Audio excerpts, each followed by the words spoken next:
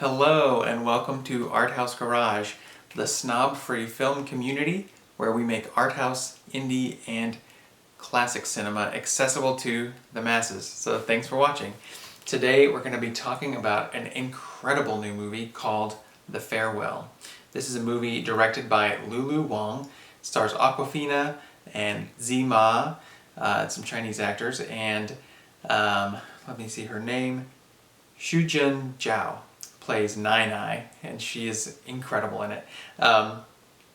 This movie is emotional in a good way, like just really, really emotional. Heartwarming without being cheesy, which is a delicate balance. It's about culture, which I love personally. It's very educational, and it's about China, which again is just a personal thing that makes it perfect movie for me. I went into this movie with really high hopes, and that is because I knew something about this story already, and it met those high hopes. So there you go. But so little personal background, I lived in China for a year as an English teacher, so I just have a draw to Chinese culture and love. You know, I saw that there was a movie coming out mainstream about China. I was going to watch it anyway. And then I realized it was a story I was familiar with. After I came home from China, I was driving one day and heard an episode of This American Life on NPR, and it was about this story. So this is a true story. The movie opens up saying, based on an actual lie. And what that means is, the story opens with a Chinese family, grandmother, or Nai, is terminally ill. We find out very quickly, but the family decides they're not going to tell her that. They're going to make up an excuse that they can all come and see her one last time, but they're going to keep her terminal illness. She has something like 3 months left to live. They're going to keep it a secret.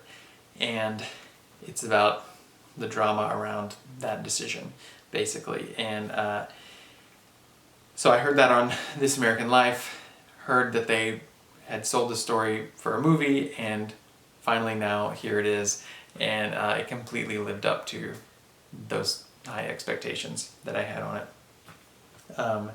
So the story as set up for the movie, Awkwafina plays Billy. She is Chinese American. She moved to the United States when she was 6 years old. And her parents live, of course, in the United States with her. The rest of her family lives over in China and other places in Asia. And they found out this news, and basically they stage a wedding with her cousin, who has been dating his girlfriend for some time. So they set up a fake wedding so that the family has an excuse to come and see Nai. So everyone's there to see Nai, but she doesn't know it. This movie works really, really well for a number of reasons. One, that setup is just so innately emotional. Like, especially early on, I mean the whole movie, so many scenes are just pregnant with emotion. Like, it's just, nothing is happening on the surface that's explicitly emotional, but as the audience member, you're sitting there just a wreck because you know the secrets going on beneath the surface, how Awkwafina is feeling, how the rest of the family is feeling, and it just makes for an incredible cinematic experience. It was a very good idea to make this into a movie. It only works so well because of the performances as well. So Awkwafina, I want to say she's never been better, but she's great in everything, honestly. I'm a big fan of hers. So she's exceptionally wonderful in this, as she is in everything else. But in all the actors, you see the sadness below the surface, but it's bottled up inside. And that must be such a challenge for an actor, but it works so well in this movie. And it works because I think this movie would only work if we all just really, really love Nai. And we do. Immediately, I think you'd be hard-pressed not to fall in love with Nai. She's just the sweetest old lady. She has a connection to everyone else in the family. It's an incredible performance. It works because of Nai Nai, honestly. She's the glue. Awkwafina is the lead character in this, and she has the most screen time probably, but Nai Nai, I think, is the linchpin that makes this movie really, really work. So here's 3 things that I love about this movie. One is, well, first, my thesis here is that this movie is the perfect blending of East and West culture. Yeah, I'll talk more about that, but that's the reason I love this so much. I knew I would enjoy this on the story level, but it was just transcendent because it worked on that level as well. So first of all, it blends comedy and drama really, really effectively. A lot of movies have comedy and drama within the same movie. We have dramedies, that's a whole category that we talk about.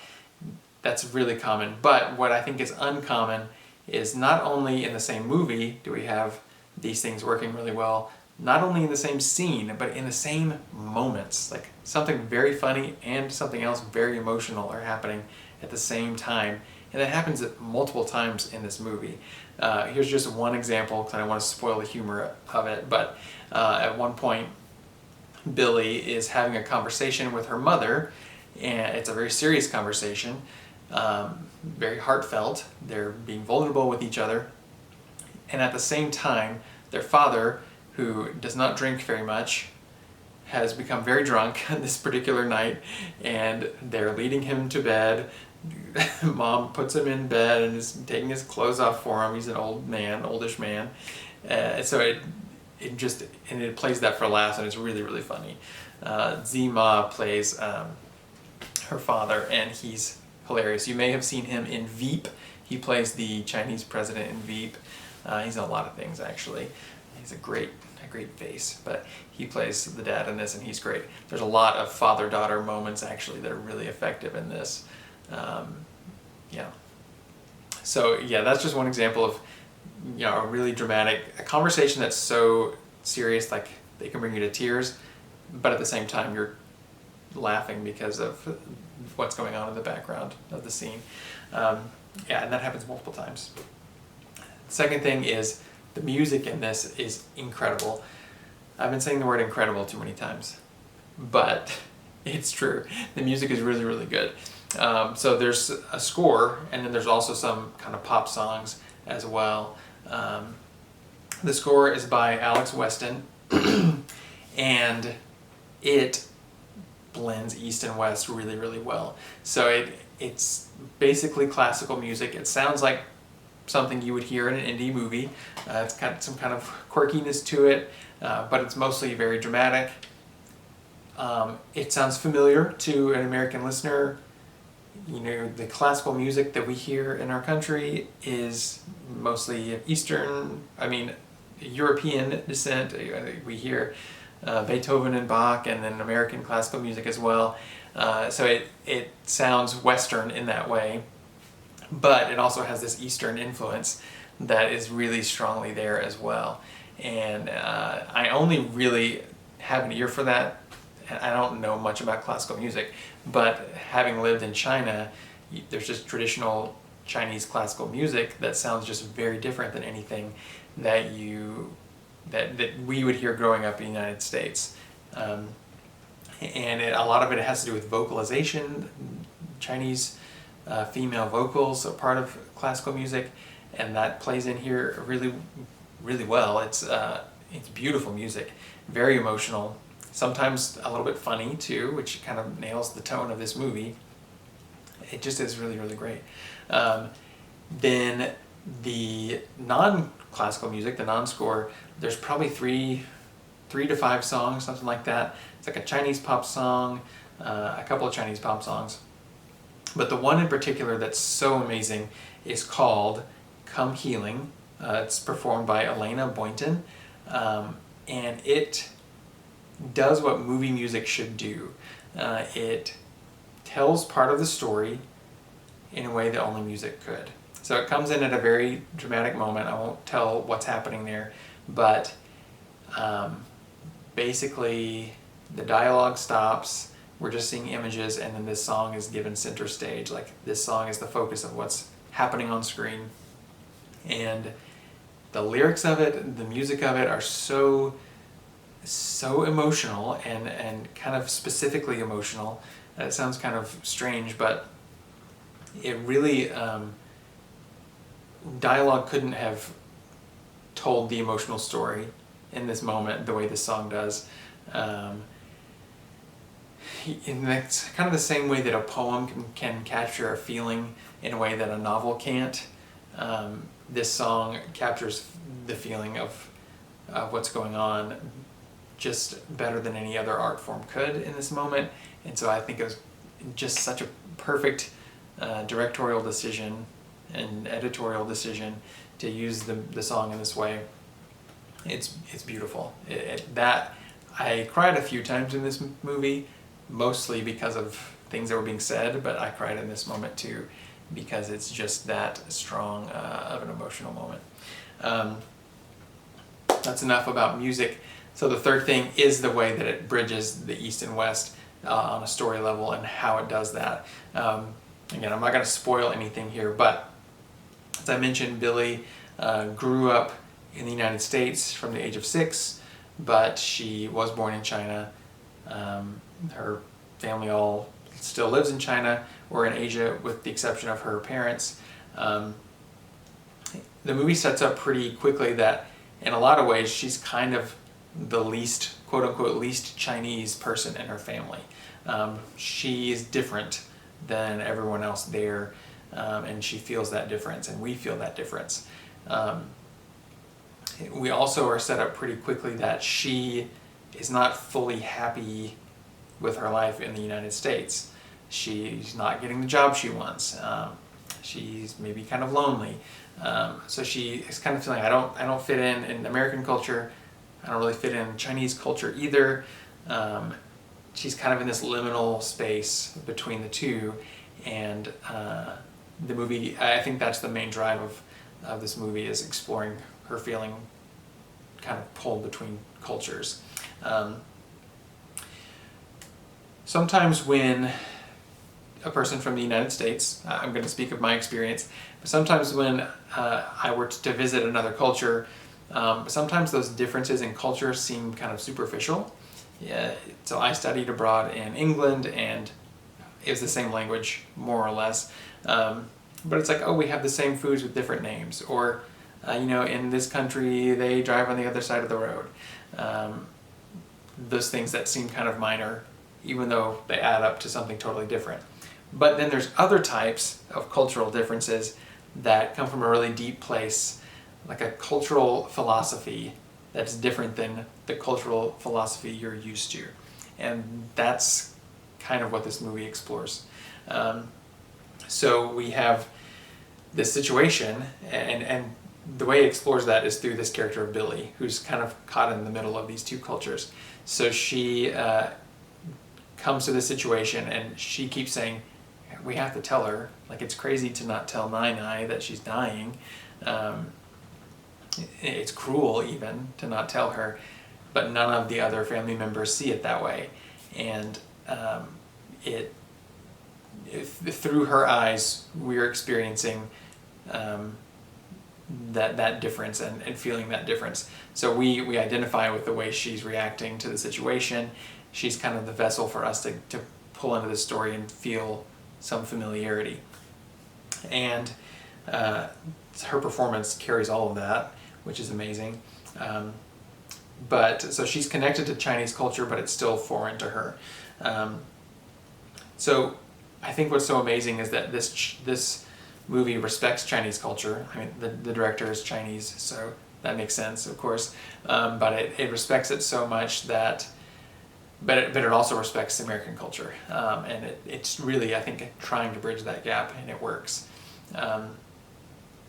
So one of the big differences it explicitly discusses is how in Western culture it's very individualistic, and we're focused on personal success and capitalism and those kinds of things. whereas Eastern culture is very collective, and they're more concerned about the group. And there's a scene that talks about that specifically. I won't talk about details of it because some of the beauty of that scene is hearing that for the first time. So I won't spoil it, but I think it works so well on that level, and crucially the way it does that is that, so we have the setup, we know Billy, we understand what she's thinking, but then it kind of slows down and we get to meet all these other family members. We meet Nai Nai, we meet her uncle, we meet her aunt, cousins. Each of these characters in the family, it's a pretty big family, they each get time for their character to develop a little bit. They all have a distinct personality, a distinct look. Casting was really good, the makeup is really good, and they seem like real people. So I think in an ensemble comedy like this, it's not hard for people to come off as cartoonish or something, but they feel real, and you love them. Like, you immediately love them. The same as with Nai Nai, is that, we meet this family and we love them. And I think that's, crucially, that's step one. And then step two is we can start to be drawn into their way of seeing the world and why they would make this decision that seems so unusual to us American viewers. So I think that's exactly how growth has to happen. We all have within us a certain level of fear of the other and xenophobia, and we have tendencies to turn to people like us, right? But I think it's the personal responsibility of all of us to fight that and to grow and to learn how to better accept people that are different than us. And the way it happens in this movie is how it has to happen in real life. First, listen and learn and get to know them, and then you can start to understand the world through their eyes. That's how people get drawn together. That's how boundaries get broken down. Lulu Wang gets it. She made a movie that forces you to do that, and I love it. Everyone should see this. It's PG, for crying out loud. Take your kids, take everyone. It's amazing. Thanks so much for watching. That's all for now. Don't forget to like and subscribe. It's the first time I've ever said that. It feels kind of cheesy, but do it. Like and subscribe. Follow me on Instagram. I'm pretty active over there, talking about this movie and lots of other movies too. And I'm also on Twitter and Facebook at Art House Garage and all those places. Thanks for watching. Bye.